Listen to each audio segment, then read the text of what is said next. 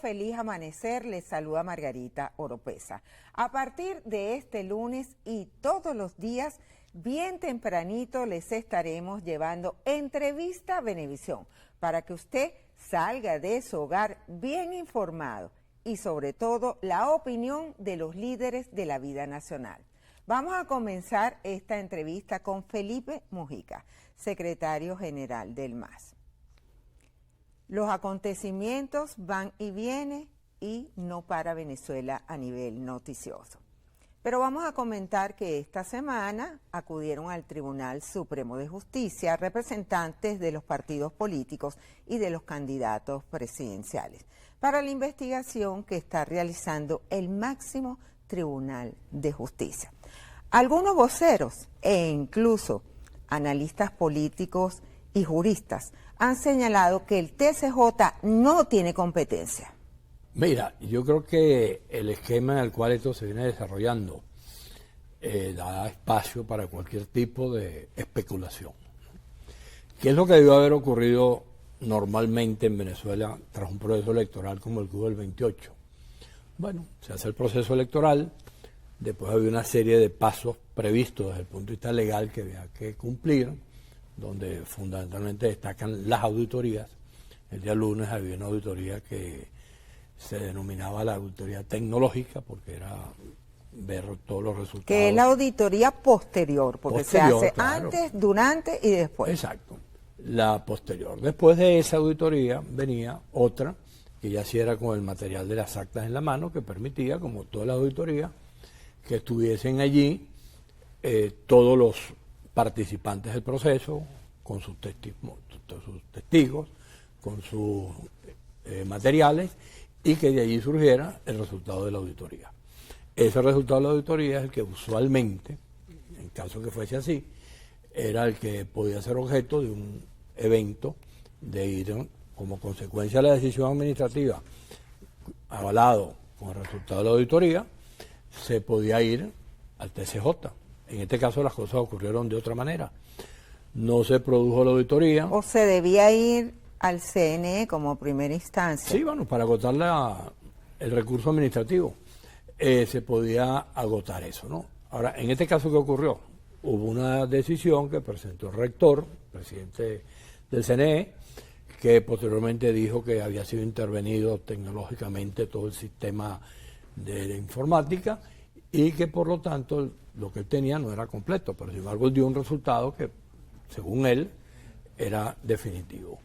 Eso trajo como consecuencia todas las demás versiones que se han dado en relación a gente que no estaba de acuerdo con ese resultado, los otros candidatos, hubo reclamos y a partir de esa situación las cosas terminaron en el TCJ, también de una manera un poco extraña porque usualmente el que acude ante el TCJ es el que se siente afectado por el resultado. En este caso fue el presidente Maduro quien acudió con un amparo ante el TCJ y el TCJ se abocó a buscar una salida. ¿Qué es lo que debería hacer el TCJ más allá de que uno esté de acuerdo o no esté de acuerdo con lo que ellos sean? Bueno, dar los pasos que estaban previstos, pero ya será por iniciativa del TCJ, indicarle al CNE que haga la auditoría. La auditoría implica que todos los participantes llevan sus documentos, llevan sus actas, el CNE lleva la suya, y se comienza a comparar acta por acta, a ver qué es lo que está ocurriendo, si hay acuerdo, si hay desacuerdo. Si se produce la posibilidad de que la auditoría se dé completa, bueno, eso generará un acuerdo. Ahora, si no es así, y resulta que la auditoría trae como consecuencia que hay diferencias entre las actas que tú llevas, o las que yo llevo, o las que lleva el otro, las que lleva el otro, bueno, entonces el TCJ tendrá que ver allí qué decisión toma, porque estaría frente a un hecho que tendría la responsabilidad, ya con la auditoría hecha por el organismo correspondiente, que es el Consejo Nacional Electoral, tendría en sus manos el instrumento para decidir, mira, aquí pasó esto, el paso siguiente es tal o cual. Pero eso es indispensable y es lo que en este momento, no es por casualidad que todo el mundo coincida, tanto los que estamos en Venezuela. Y la comunidad internacional está exigiendo la publicación de las actas. ¿Quién tiene las actas? Los candidatos, cada uno ha dicho que tiene que producirse la auditoría. La comunidad internacional está pidiendo que se presenten las actas. Actas tienen candidatos, tienen los testigos de mesa, tiene el CNE, y todo eso tiene que ser objeto precisamente. Por eso yo insisto, cuando me hablan de las actas, yo digo, no, un momentico, las actas sirven para hacer la auditoría, pero lo que hay que hacer es la auditoría para que con la presencia de todos los participantes, más el organismo correspondiente que es el CNE, con los mecanismos técnicos, porque tú le dices al TCJ, el TCJ va a hacer la auditoría y dice, bueno, ¿y cómo va a hacer el TCJ una auditoría tan compleja si no tiene los instrumentos técnicos? Lo que debe hacer el TCJ es decidir expresamente, primer paso, una vez que cumpla todo lo que tiene que ver con la citación de las partes y que cada quien presente sus documentos, etcétera, etcétera. Es decir, CNE, aquí están los documentos, más lo que usted tiene, diga el día o los días en los cuales estas auditorías se van a hacer para que el país conozca definitivamente cuál es el caso y cómo resolverlo, y entonces podamos los venezolanos tener conocimiento pleno de qué fue lo que ocurrió y cuál sería el paso siguiente. Otro elemento es que el gobierno ha venido denunciando un ataque cibernético de 30 millones de ataques por segundo, cuando el Centro Carter señala que es imposible hacer un hackeo. Bueno, tú sabes que sobre eso tendrán que hablar sobre todo los que conocen más la materia, porque imaginarse un ataque de esas dimensiones en cualquier tipo de evento cibernético, tecnológico, e incluso si pudiéramos irnos para la Edad Media, imagínate en la Edad Media un ataque no cibernético, sino contra las señales de humo o contra las palomas mensajeras. Siempre ha habido cualquier cantidad de cosas que a lo largo de la historia de la humanidad se han intentado. Yo no sé si eso que dice el CNE o lo que dice el gobierno sobre el ataque cibernético a toda la comunicación que hay en Venezuela puede ser verdad o puede ser mentira. En todo caso nadie lo ha podido comprobar. Pero lo que es cierto es que a pesar de ese ataque hay también los mecanismos de defensa, porque una cosa implica también la otra. Hay para atacar y para defenderse. Y es evidente que aquí tiene que haber ocurrido alguna circunstancia que haya permitido recuperar los documentos. Si los documentos desaparecieron, suponte tú que el ataque cibernético trajo como consecuencia que el CNE no tiene actas. Bueno, si no hay actas, no hay manera de decir que hay tal o cual resultado.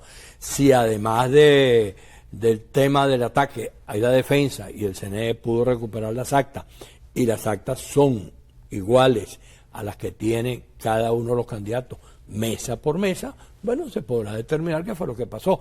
Si no son iguales, te insisto, entonces el TCJ estará obligado a tomar una decisión ante un hecho concreto, que es que no hay pruebas de que el resultado tal o el resultado cual se produjo.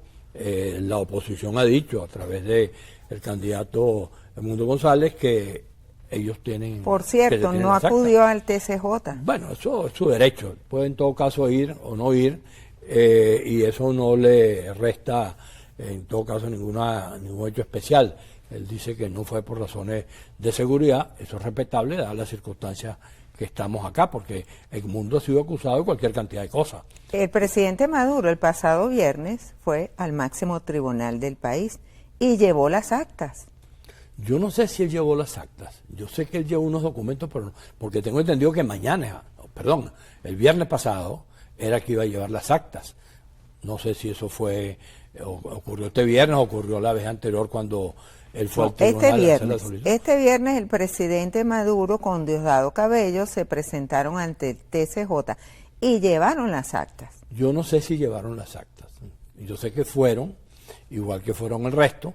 Yo no sé si ellos llevaron las actas. En todo caso, las hayan llevado o no, ese no es el problema. El problema sigue siendo la auditoría. Si no se hace la auditoría, no hay manera de demostrar, bajo ninguna circunstancia, de forma legal y con los elementos de convicción necesarios, qué fue lo que ocurrió. Por eso, la principal responsabilidad que tenía el CNE, que no lo hizo, la está asumiendo en este momento el TCJ, por las vías que lo hizo, independientemente de que uno le parezca que es correcto o no es correcto así. Bueno, la principal responsabilidad en este momento para que el país se tranquilice y el país sepa qué fue lo que ocurrió, es que se haga la auditoría. Con la auditoría en la mano y el resultado de la auditoría, que puede ser cualquiera, el TCJ tendrá la responsabilidad y allí no habría posibilidad de inventar nada, porque en la auditoría debe estar el representante de Edmundo, el representante de Enrique Márquez, el representante de Claudio Fermín, de Antonio Ecarri, de Maduro, etcétera, de todos los candidatos. Y entonces todos ellos podrán decir,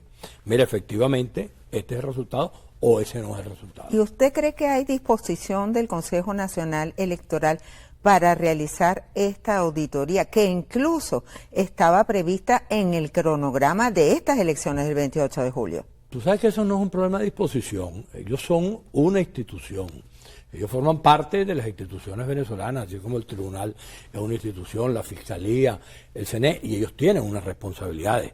Ellos no pueden decidir, no, yo no estoy dispuesto. No, señor, tú tienes una responsabilidad, tú eres el CNE, si tú no quieres hacer eso, entonces tu problema será renuncia, y entonces será el tribunal que hace. Pero el CNE tiene la responsabilidad, no es un problema que quiera o no quiera. Por lo tanto, si el tribunal le dice, tiene que hacer la auditoría, ellos tienen los recursos técnicos, tienen la experiencia, saben de qué se trata, es el organismo competente, porque no es que el tribunal le va a asignar una responsabilidad que no le corresponde, no.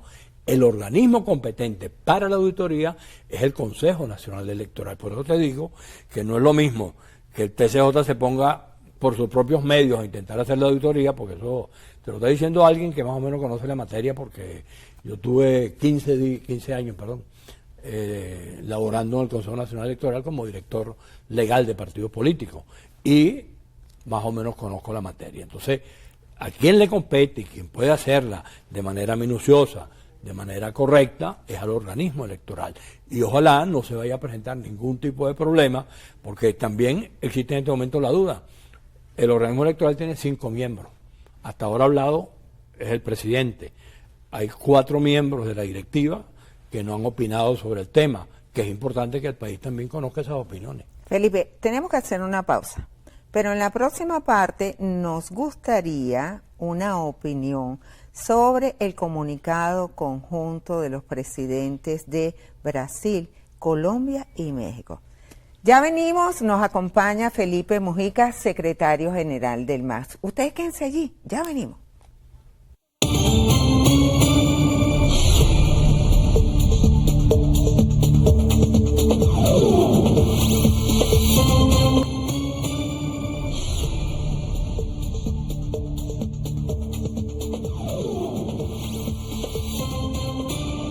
Continuamos en entrevista a Venevisión conversando con el secretario general del MAS, Felipe Mujica. Los gobiernos de Brasil, Colombia y México publicaron un comunicado conjunto en el que piden que sean publicados los resultados de mesa por mesa y que el Tribunal Supremo de Justicia de Venezuela no es competente para aclarar la situación. Bueno, ese comunicado, que ya lo conocemos ampliamente, lo que hace es de alguna manera ratificar lo que hemos estado conversando. Toda la comunidad internacional, que está preocupada por lo que está ocurriendo en Venezuela con toda la razón del mundo, ha dicho que es imprescindible que se produzca la publicación de los resultados. Cuando ellos hablan mesa por mesa, tiene que ser necesariamente que haya la auditoría, porque no haríamos nada, por ejemplo, si llega el candidato tal, publica unos resultados, el CNE publica otros resultados, el gobierno publica otros resultados, porque no resolvemos nada con publicar 3, 5, 6 resultados distintos. Lo importante es que se haga la auditoría. Pues la auditoría permite que lo que tú vas a presentar como documento se certifique que efectivamente es un acta, no un papel que tú inventaste, no, un acta, que debe tener las cualidades, las características que ese documento tiene una vez que se expide en la mesa de votación y después en el centro de votación. Entonces, cuando ellos están planteando eso, están coincidiendo con lo que ha sido un planteamiento de todo el mundo desde el comienzo, que fue, señores, el organismo electoral tiene que hacer la auditoría. Cuando el organismo electoral evade, por la razón que sea, o no la hace, la auditoría del lunes, después no convoca a las auditorías subsiguientes, evidentemente nos está creando un conflicto que no hay razón para tenerlo, porque supone que ese mecanismo que está allí es el mecanismo mediante el cual en cualquier escenario que se dé que haya una votación, después se produce la posibilidad de que las partes presenten sus recaudos, los recaudos sean revisados conjuntamente con el que tenga el organismo, en este caso el organismo correspondiente, que es el CNE, y se determine si efectivamente el resultado no tiene discusión. En Venezuela nunca se había planteado una situación como esta, porque en otros momentos se había señalado que se había fraude, que se había esto, que se había lo otro, pero siempre se generaba la auditoría o se generaban los resultados. Y se acudía en primera instancia al Consejo Nacional Electoral y se apelaba ante el Tribunal Supremo de Justicia. Pero nunca se había hecho en términos de revisar la totalidad del proceso electoral. Por primera vez esto ocurre y lamentablemente la respuesta del organismo electoral no ha sido la que se requería y además la que le compete. Por eso cuando estos amigos de estos tres países, los embajadores, señalan eso, igual lo han señalado otros que no están en esa pauta que ellos están, que es necesario que se publiquen las actas para demostrar efectivamente. ¿Qué ocurre? Se supone que en términos de lo que está pasando en Venezuela, una salida de esta naturaleza... ¿Ellos pueden ayudar a una transición en Venezuela? Claro, a eso iba, no a una transición, diría yo. Yo creo que ellos inicialmente deben ayudar a que se produzca un encuentro, un escenario de diálogo en Venezuela. Todo el mundo ha dicho coincidentemente que Venezuela requiere que se dialogue, que se reconcilie y que podamos buscar acuerdos compartidos y unitarios. Pero hoy más que nunca Venezuela necesita el diálogo. Creo que esos tres países están claros en que los pasos que están dando deben conducir en algún momento a sentar a las partes para conversar, porque es evidente que en el contexto que tenemos, donde hay desconocimiento de los dos lados principales de los resultados que están, si no se busca una salida consensuada, una salida pacífica, podemos ir, como dice la ranchera, al peor de los caminos.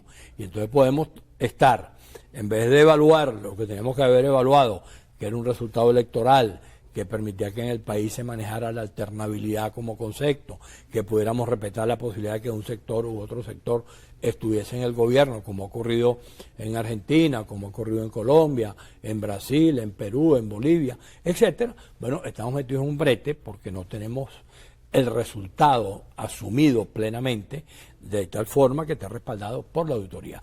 Para que eso ocurra, hay que hacer lo que hemos señalado y hay que sentarse a construir. Ahí sí es donde aplica plenamente la palabra transición, para que se vaya construyendo la transición. Pues la transición no podemos construirla sobre la base de un reglamento ni sobre la base de una ley. La transición se va construyendo paso a paso.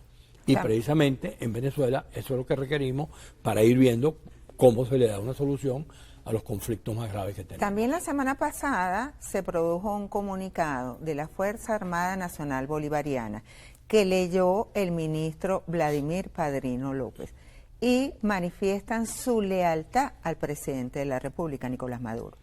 Yo creo que las Fuerzas Armadas tienen que manifestar su lealtad a la Constitución y al pueblo venezolano. Porque en este caso de lo que se trata es de plantearse cuál es el papel que le corresponde legalmente, constitucionalmente establecido a las Fuerzas Armadas. Las Fuerzas Armadas son una fuerza, son una institución que está allí, que te tiene que servir de garante a la totalidad de la sociedad venezolana. El resultado que se da sobre Maduro es un resultado que está discutido y por eso que tenemos este brete. Entonces creo que el papel que le corresponde a las Fuerzas Armadas, es decir, nosotros estamos aquí para garantizar la constitucionalidad, para garantizar que la sociedad venezolana pueda tener el resultado que tenga y para que se pueda efectivamente cumplir con las pautas que desde el punto de vista legal, desde el punto de vista de la paz del país, desde el punto de vista del diálogo, de la reconciliación, nosotros vayamos armando, porque eso es lo que hay que tratar de hacer el esfuerzo mayor, evitar que esto continúe por la ruta lamentable que ya tenemos, y hay muertos, hay supuestamente más de 2.000 presos, y hay un grupo de dirigentes políticos presos. Por ejemplo, en el caso del MAS, nosotros en 53 años de existencia, nunca habíamos tenido un militante del MAS preso por razones políticas. Bueno, agarraron a un secretario general de un municipio en el estado de Aragua, en el tipo de Libertador, Richard Granadillo, y lo metieron preso. Y a estas alturas todavía no sabemos por qué razón lo detuvieron y lo tienen todavía detenidos sin darnos explicaciones. Colombia está alertando un éxodo masivo de venezolanos a consecuencia de esta situación, que sería catastrófico para la región.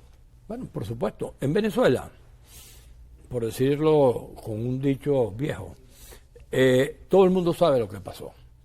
Y como dice el dicho, lo que está a la vista no necesita anteojos. Entonces, ¿qué es lo que pasa? Hay una expectativa del país por tratar de que no se vaya nadie, sino que por el contrario, regresen los 7 millones de venezolanos que están fuera. Sería muy lamentable que el resultado de toda esta confrontación que se nos ha planteado después de la elección fuese el que tengamos entonces un gobierno más autoritario, con presos políticos en el número que se tienen, que 7 millones de venezolanos o 5 o 3 o lo que sea se vayan del país. Por el contrario, lo que hay que tratar es que regresen los que están fuera y que los que estamos aquí podamos construir entre todos un esquema de paz, un esquema de solidaridad, un esquema de entendimiento, que, insisto, se asuma desde el gobierno el mecanismo de la alternabilidad, porque eso es imprescindible, porque si yo sigo aplicando la palabreja no volverán, estoy negando la alternabilidad, y la alternabilidad es una institución pública de las sociedades modernas que se requiere como cualquier otra cosa en donde haya democracia. Felipe, ya para finalizar, ¿qué opinión le merece que el presidente de la República suspendió durante 10 días la red social X, mejor conocida como Twitter? Bueno, a mí me parece que eso es un exabrupto, me parece que eso no tendría por qué hacerse, porque en definitiva todo el mundo sabe que yo tomo esa decisión de suspender y me surgen cualquier cantidad de caminos alternos para yo seguir conviviendo con la red social, que en este caso sí intervenía. Eso lo saben ellos. Ellos saben que intervienen X, no Twitter, sino X, que es como se llama ahora, y la gente ya tiene los mecanismos alternos para seguir en la red. Entonces, esos son señalamientos y decisiones que no se corresponden con una visión democrática del país. Yo creo que lamentablemente en el campo del oficialismo se ha ido imponiendo una visión que no es la que le conviene ni a ellos ni a los venezolanos. A nosotros lo que nos conviene es que haya democracia, y que para que haya democracia la gente tiene que tener información, tiene que conocer sus derechos, tiene que respetarse mutuamente las cosas que hay que respetar, y tenemos que comprender que en democracia tú puedes pensar de una manera, yo puedo pensar de otra, pero si tú piensas de una manera distinta a la mía, yo no te voy a meter presa por eso, o al revés, si yo pienso distinto a ti, tú me vas a mandar a meter preso. Simplemente se convive, y se convive conversando, dialogando, que es como los ciudadanos en el mundo moderno e incluso a lo largo de la historia de la humanidad hemos podido convivir y estar en las condiciones en que está hoy el planeta. Se nos acabó el tiempo. Bueno, nos acompañó para seguir conversando. Nos acompañó Felipe Mujica, secretario general del MAS. A ustedes, amigos, quédense allí porque en minutos comienza Noticias Venevisión.